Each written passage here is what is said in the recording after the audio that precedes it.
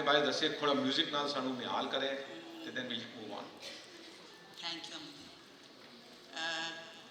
जैसा ना आख्या कि मैनू 37 राग नहीं आते सन, पर मेरी खुशकिस्मती है कि जिस घराने मैं पैदा हुई हाँ या जिथे मेरी परवरिश हुई है 7 साल की उम्र तो मैं किसी रंग गाना सीख रही हाँ। तो मेरे अम्मा जो ने वो क्लासिकल गायकी तो क्लासिकल रक्स भी वो सीखते रहे पूरी उम्र, तो दैट एक्सपोजर वॉज देयर।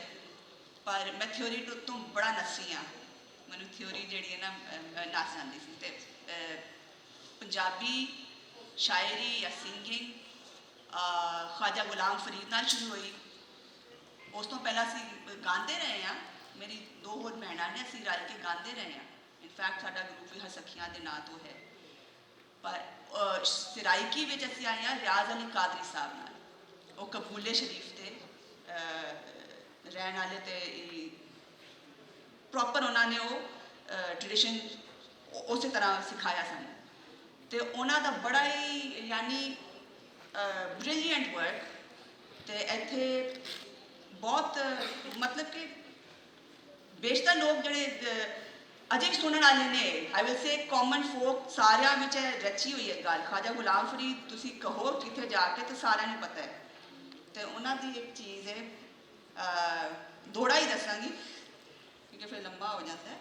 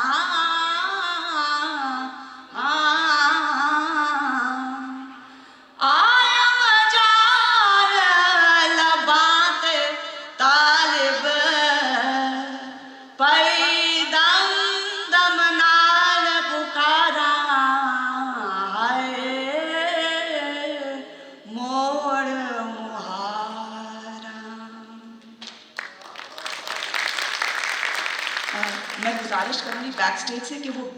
बातें अगर वॉल्यूम कम कर लें या रोक लें। बातें ना करें प्लीज। वो ज़रा सा डिस्टर्बिंग हो जाता है, कानों में आ रहा है। ते नाल लगती है ख्वाजा गुलाम फरीद दी काफ़ी लगती है। सावन में मल्हारा, सावन में मल्हारा, अल्लाह हो तरस पवी, अल्लाह हो तरस पवी, आप भला मोड़ मुहारा। लंबी चलती है पर you get the flavour for it. Sindhi Bhairavi है तो मेरी खुशकिस्मती है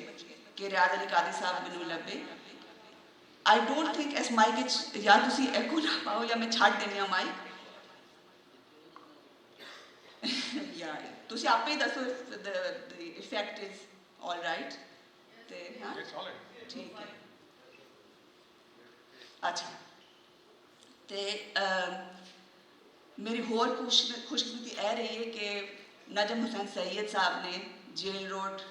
ਦੀ ਸੰਗਤ ਦੇ ਨਾਂ ਤੋਂ ਇੱਕ ਸੰਗਤ ਚੱਲਦੀ ਹੈ ਪਿਛਲੇ ਕਈ ਵਰਿਆਂ ਤੋਂ ਚੱਲ ਰਹੀ ਹੈ ਹੁਣ ਸ਼ਾਇਦ 50 ਵਰੇ ਹੋ ਗਏ ਤੇ ਉਹ ਆਪ ਸ਼ਾਇਰ ਵੀ ਨੇ ਕੰਟੈਂਪਰੇਰੀ ਐਂਡ ਉਹ ਸੰਗਤ ਰਾਹੀਂ ਮੈਨੂੰ ਬੜਾ ਕਲਾਮ ਮੇਰੇ ਤੇ ਮੈਨੂੰ ਸਮਝ ਆਈ ਖੁੱਲਿਆ ਮੇਰੇ ਤੇ ਬਾਬਾ ਫਰੀਦ ਗੰਜ ਸ਼ੱਕਰ ਉਹਨਾਂ ਦੇ ਜਿਹੜੇ ਦੋੜੇ ਸਨ ਉੱਥੇ ਜਾ ਕੇ ਉਹਨਾਂ ਦੀਆਂ ਤਰਜ਼ਾਂ ਮੈਂ ਇਹਨਾਂ ਨੂੰ ਸ਼ਾਹ ਜੀ ਕਹਿੰਦੀ ਹਾਂ ਸ਼ਾਹ ਜੀ ਤੋਂ ਸਿੱਖੀਆਂ ਤੇ ਵੈਰੀ ਇਨਕਰੇਜਿੰਗ ਫੋਰਮ ਤੇ ਜਿਸ ਤਰ੍ਹਾਂ ਪੰਜਾਬੀ 'ਚ ਇੰਟਰੋਡਕਸ਼ਨ ਹੁੰਦੀ ਹੈ ਅਗੇਨ ਜੇ ਤੇ ਇਹ ਬੈਕਗਰਾਊਂਡ ਨਾ ਹੁੰਦੀ ਮੈਨੂੰ ਸ਼ਾਇਦ ਗੁਰੂ ਨਾਨਕ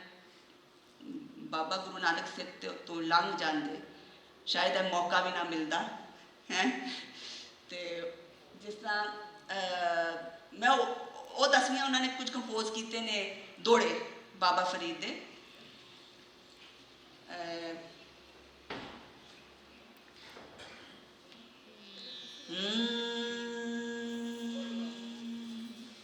बड़ा सोहना दौड़ा है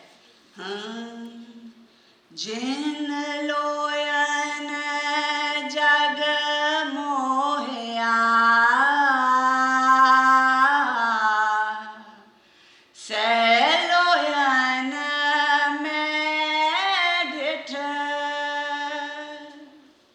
जिन लोयन जग मोहया सैलोयन में डिठ काजल रेखना सैंदिया काजल रेखना सैंदिया से पंछी सूए बिठ जिन लोयन जग मोहया से लोयन में डिठ निक्की जी गल करते हैं बाबा फरीद पर कंप्लीट है पूरी है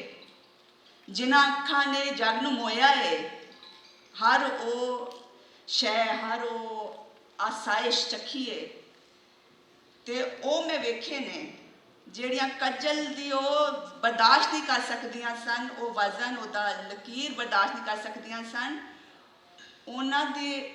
ਗੜਿਆਂ ਵਿੱਚ ਹੁਣ ਪੰਛੀ ਜਿਹੜੇ ਨੇ ਆਪਣੇ ਅੰਡੇ ਦੇ ਰਹੇ ਨੇ ਦ ਟ੍ਰਾਂਜ਼ੀਐਂਟ ਨੇਚਰ ਆਫ ਲਾਈਫ ਤੁਸੀਂ ਕੀ ਲੈਣਾ ਇੱਥੋਂ ਤੇ ਇਟਸ ਬ੍ਰਿਲੀਅੰਟ ਇੱਕ ਹੋਰ दौड़े अच्छे ने I could go on but तड़े लिए दो ही करनिया है